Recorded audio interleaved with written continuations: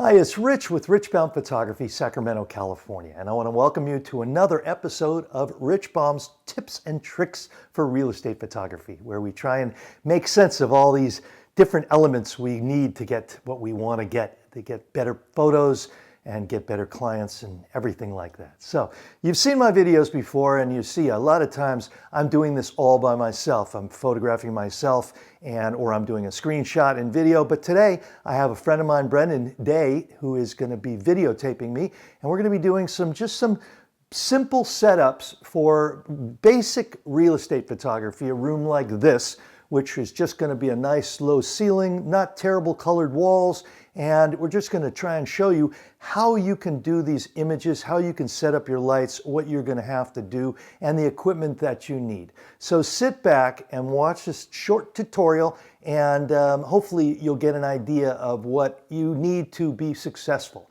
And please remember, always subscribe to the Rich Baum channel, and also ask your questions, because this is a perfect opportunity to ask your questions regarding how did I do this or why did I do that. I answer my questions all the time really promptly, so I try and do that, and so feel free to leave a comment. Okay, so let's just get right into the equipment. Okay, we're here now to just talk a little bit about equipment, and what I use now is Sony. I'm all Sony. I have left Nikon, I left Fuji, I was never Canon, but that's another story. And I'll just say that for this shots today, I'm going to be using the Sony a7 III, which is a full-frame mirrorless camera. And there are plenty of other video tutorials on all this equipment, which will be more in-depth and probably much more knowledgeable people. So I'm not going to go really into the heavy aspects of why I choose this camera and this light or this trigger, whatever. But you can always search that, and I'll put the information on my show notes of what I'm using. So for this video tutorial, I'm going to use my a7 III, which is a 24 megapixel full frame mirrorless camera. That's a mouthful. And as most people have seen my other videos, I have a L bracket, and the L bracket allows me to switch between vertical and horizontal, really easy, and it just makes life super simple. So I suggest everybody get an L bracket to put on all your cameras you photograph with. Then the next thing I have, I guess I should say, the lens. Okay, for this shoot today, I'm going to use something. I don't always shoot with this. I don't usually use zooms, and I don't usually use autofocus lenses, but I thought because I'm doing this video tutorial, I would go with what most people are using. I'm not going to show you the tilt shift, and I'm not going to show you a prime. I'm just going to go with a zoom lens. So you can do this with Sony, with Nikon, with Canon, with Olympus, with Fuji, anything you got. You probably could get similar effects and similar product out of a different camera, because real estate photography, we really don't need these incredibly great cameras with incredible ISO and incredible focusing, because this happens a little slower. It's still life, so we're not moving action and things like that. So I'm choosing this lens today is my Zeiss 16-35 f4, and I find that this is a really good lens. I bought it used on Craigslist, and it's been very good for me, and I'm very happy with it. And if I'm going to be doing shots where I want zooms, or also I'll use it on weddings, I'll use it on sports, I'll use it for portraits, and not necessarily portraits, but action shots and things like that. So it's great, and it will work for this. So you can pretty much use whatever camera you're using and whatever lens you're using. I do suggest going into something in the range of 16 millimeters on the wide side on a full frame, because anything above like 18 millimeters is a little tight for a lot of shooting real estate. Real estate, we do want to get wide. We don't want to go crazy wide or ultra wide, but we want to get wide enough. And if you had a 24-70 or a 24 millimeter lens, that may work in some big rooms, but it may hold you back in smaller rooms. So I find that 16-35 is a wonderful focal range and works really good. Okay, so another piece of the equipment will be my lighting gear.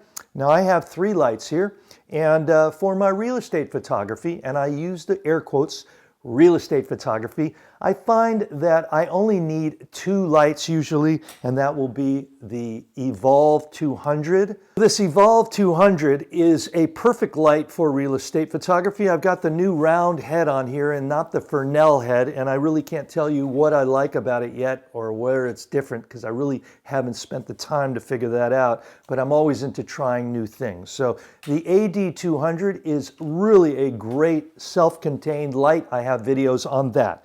I also have a speed light. This is a Flashpoint Zoom R2 light and a lithium ion battery. This is TTL, but I don't use TTL for real estate photography, and I keep it in a pouch down here on my tripod right there. And I think it works really well for me because half the house, I don't even need to bring these lights. I just use my speed light and hold it up. And I'll show you in a minute where to put and how to hold your lights and what stands to use.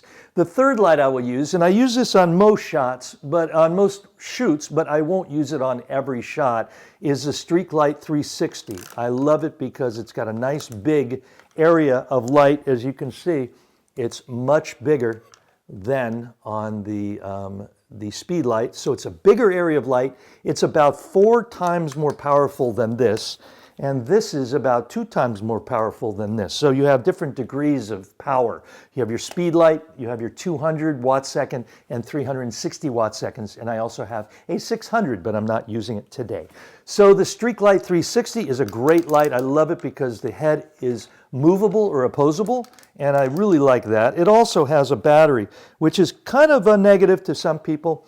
And you know, if I'm holding my light, I've got a battery there. It's kind of heavy and it's moves around, but it's really not that big of a deal. And I really like this light. Has notoriously been my favorite. Okay, so I am now going to show you what I'm using as my support for this. Please understand, everybody, that tripods are as important as a camera to me, as important as anything I'm using. The tripod, the head, the clamp, everything is really, really key to this type of photography because real estate and architectural photography is really, really precise photography. We want incremental movements of the camera, very, very precise movements. And a geared head, which you will see other videos I have on geared head, but this Arca Swiss D4 is just really great to get me the exact, dial in exactly what I need. So it is just super. And again, the L bracket lets me just take my camera and rotate it on axis and shoot vertically if I want to do a small bathroom and or if I want to do something like a detail shot. So that works great for me.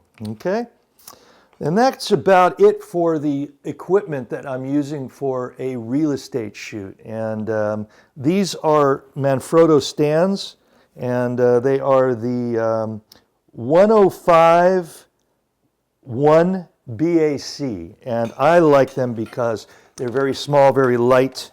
They have great little legs that open up and close really easy, and they're just great. I can do light on a stick, and they work really great for me. So this is all stuff that I've done other videos on, so you can check all those out. Okay, so that's what I'm using. And oh, the trigger is I'm using the X Pro trigger and from Flashpoint.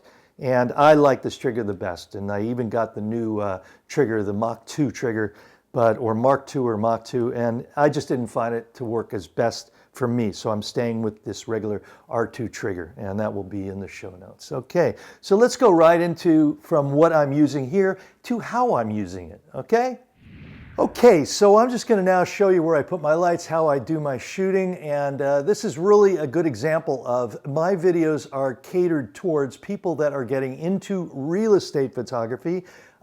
Sometimes it's not fancy, sometimes it's not spectacular, sometimes it is, but I really want to emphasize that I want to teach you the basics of lighting, where to put your lights, what we're going to see, what we're shooting, and what we're selling for the people that are selling the house. So that's all the important stuff. So first thing I do when I walk into a house is I find a shot that's kind of near the front door because that's just how I work. kind of save a seconds by seconds. If I can shoot right when I get in here, great. And I've got this room right here, which is the family room, I guess, or the formal living room. And it is going to be a 3 shots for me. I'm going to do 1 shot this angle, 1 shot reverse, and I'll probably come up with a 3rd shot. It's just what I do.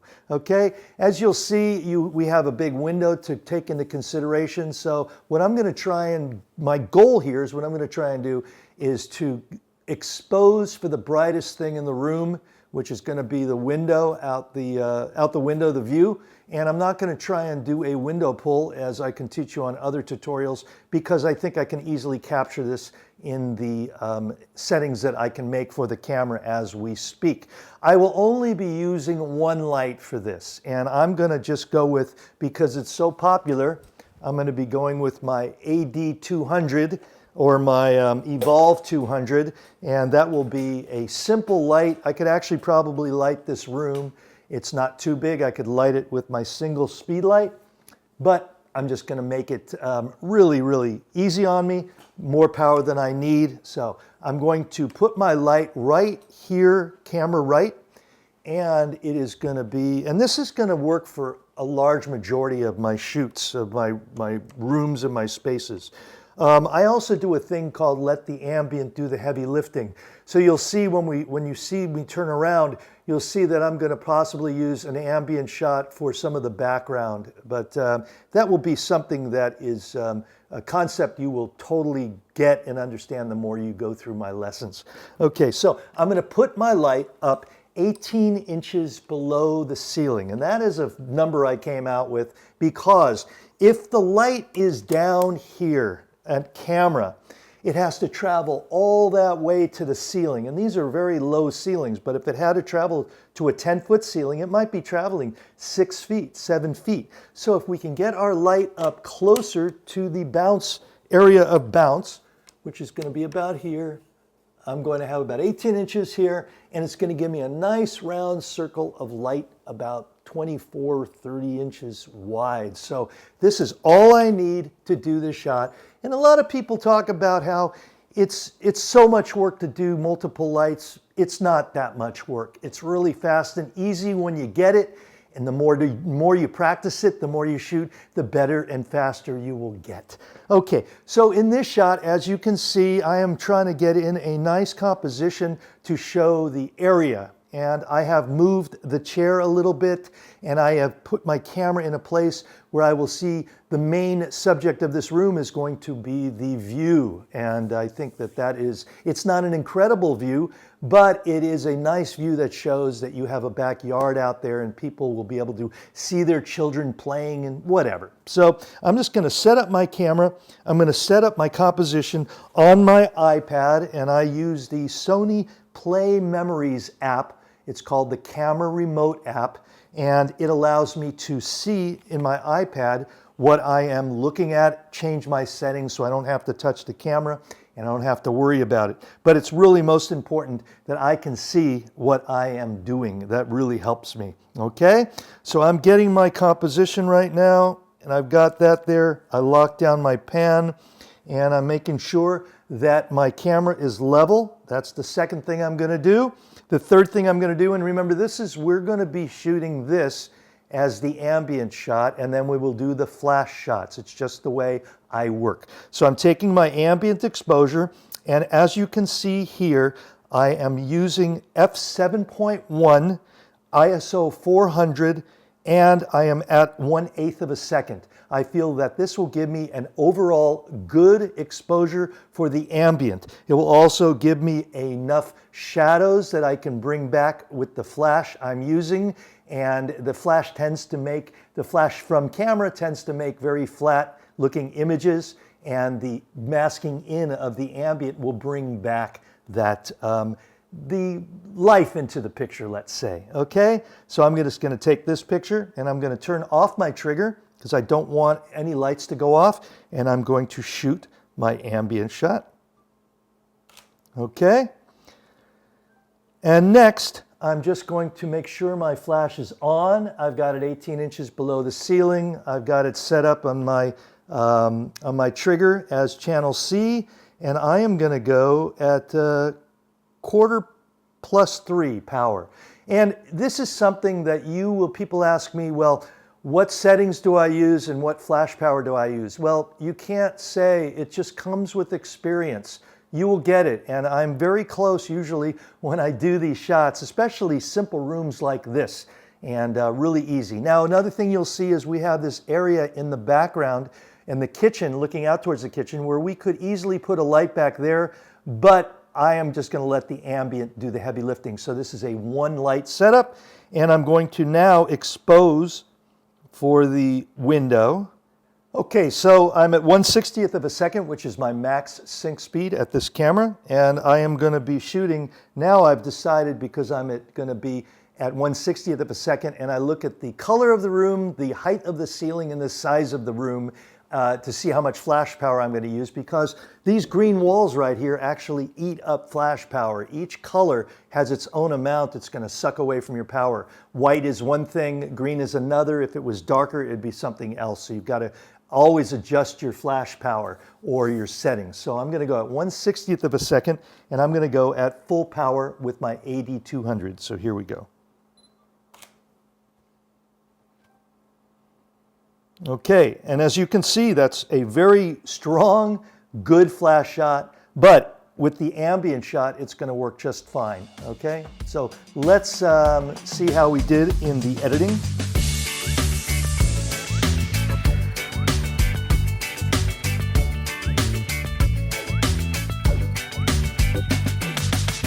Oh, hi, you're here again. Okay, well, let's go on, move on to the next shot, and try and go over what I'm trying to do on the reverse of this shot.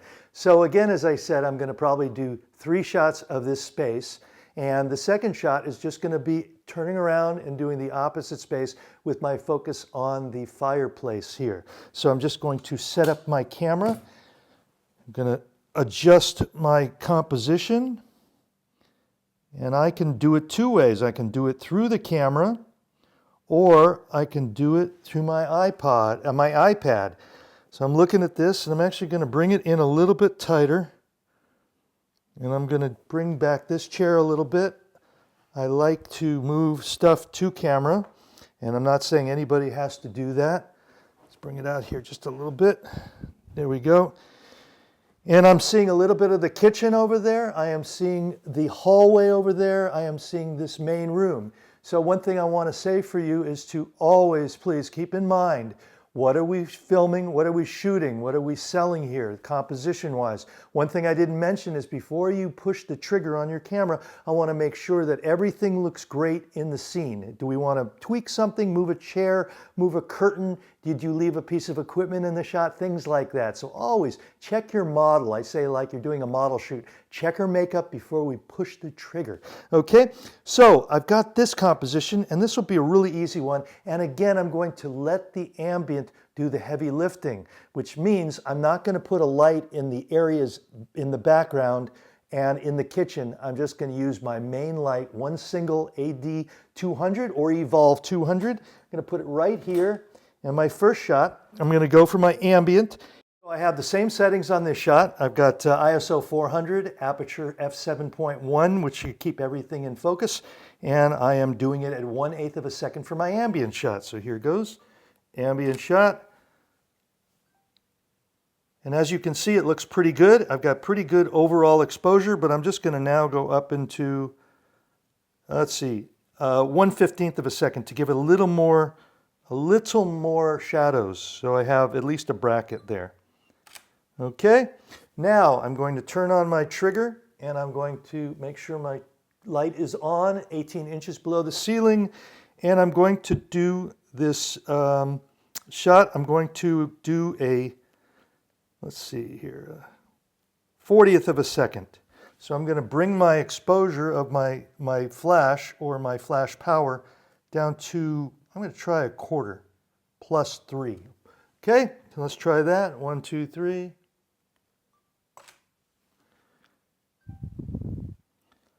And as you can see, it's a little low or underexposed, so I'm just going to go up 2 clicks at 2 1/3 and do the same aperture, a 40th of a second. There we go. And I think I have it right. There we go. A little bit bright, but between those two shots, it will work fine. Okay, and I'm gonna just let the ambient do the heavy lifting in the other room, and when I bring it into editing, as you will see, it's gonna be very simple to use the best parts of each of those shots.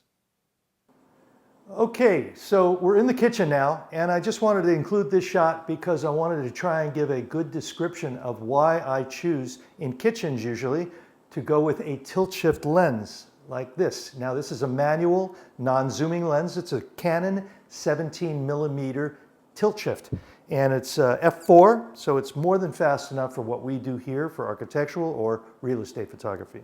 So after setting up my composition, as you can see, I've got just off of the chairs and just a part of the refrigerator, because we don't need to see the whole refrigerator because we know it's there. And one thing I want to show you is if I am set up at my normal height, which will be about here, and I do my composition, I'm going to get my iPad so I can see what I'm doing. And if I get my composition, I think that this is fine, but a rule of thumb in a kitchen is you want to not see the undersides of the cabinets. So I want to raise it up to about here, and that's quite a bit higher. So the thing is if I do that, and you can see through this video what changes in this perspective, if I raise the camera up, you'll start to see that it will start not showing the undersides of the cabinet, and it will start doing one more thing. You will start to see, it will start showing you over this counter, and you'll start seeing everything in the background come up, okay? And here's an example of that. As you see, as I raise the camera up, it is showing you more of the background, okay? So the thing here though is if I am at a normal perspective, if I have a normal lens, which is not shifted up or shifted down, you can see here in this shot that I see way too much ceiling. Now I can see behind this counter, so I've got a good composition, but I don't want to see so much ceiling. So as you can see here, if I shift down, there we go, you can start to see that it is showing me much better composition. Okay, so let's bring it back up to where we were. So if I am normal, I've got normal non-shifted, I've got way too much ceiling here. So if we're going to shift down to where I want to be, right about there, I'm going to change my angle a little bit. That's why I use a tilt shift lens. Okay, so in this shot, I'm going to use the tilt shift lens. I'm going to use similar settings as I did in the other shot. I'm just going to do one flash right here, about 18 inches below the ceiling, right about there. And that is the Flashpoint the Flashpoint Evolve 200. It's funny, Godox and Flashpoint and Neewer and Cheetah brand, Cheetah Light, Cheetah Stand, they're all the same thing, just rebranded. So it gets a little complicated. Okay, so I am now going to set my first shot as my ambient. I'm going to go set it to 1/5 of a second. So here we go. I'm turning off my trigger. Make sure my lights don't go off. And oh, one thing I forgot to do, and this is good to show you guys, I really need to, I did this before so I didn't do it now, but I want to tell you, with a tilt shift lens, which is manual, we need to set focus. So always set your focus. You will miss a couple of times and then you'll never forget. So I've set my focus, I've done my 1/5 of a second shot, and now I am going to do my second ambient exposure will be 1/10 of a second. There we go. Okay, and now I'm going to make sure my light's on, my trigger's on, and I'm going to set up this light right here. One single light, that's all I need. I'm actually going to bring it over a little bit over here so I can make sure I get this side of the cabinet over here. So make sure my light is on this side of the frame. Okay, and I'm going to now go up to let's go down to a 50th of a second. Okay, 1, 2, 3. Let's see how that looks. That's looking mighty fine. I'm just going to go up one little touch on my flash power to half power, and I'm going to bring it down to a 40th of a second. Hold on. Here we go. Okay, 40th of a second. And bingo, I got it, and it looks great. So the ambient shot will be there to mask out the issues with the flash shot, and the flash shot's there to mask out issues with the ambient shot. So we just want to make sure that we've got everything we need. And I wanted to just talk one more second about tethering. I am always tethered. I can't even shoot without tethering. And I use an iPad mini, and I use the first generation, and I use it is called a life-proof case, and I only say to get this case if you can. They don't make them all with straps anymore. The strap is the most important thing. But this allows me to put, if I wanted, I could put a light back in here if I needed to, and then I can adjust it from here, and I can trigger it from over here. So if I trigger it and I don't like the results, I can move it without having to go back to the camera and look or trigger it from the camera. So tethering is a great tool. The other thing I like for tethering is really important is if I want to see what the camera is looking at, and I can move this chair to camera, and I can stand here and do it and see what the camera is seeing. So it's great for staging, for composition, and it is great for just having freedom. You don't have to stay by your camera. Okay, so I showed you a little bit about all it takes is sometimes one light to do a house like this. Showed you a couple of tips and tricks, and got to show you, hopefully you'll better understand a tilt shift. These things all work for me: geared heads, L brackets, tilt shift lenses. They're all just tools. You don't have to have any of them. You have to have a camera and a tripod, but you do what works for you. This just happens to work for me. So I want to say thank you. Please subscribe to this YouTube channel, as always, and use the Adorama link if you're going to go buy any of this cool products. Everything will be in the show notes. I want to also say that we have the Shooting Spaces podcast, which is shootingspacespodcast.com, and that's going along really well. And I just want to say the holidays are coming up, and watch out. Let us know how you do on Black Friday. So Rich with Rich Baum Photography saying, go and shoot some spaces and go have some fun.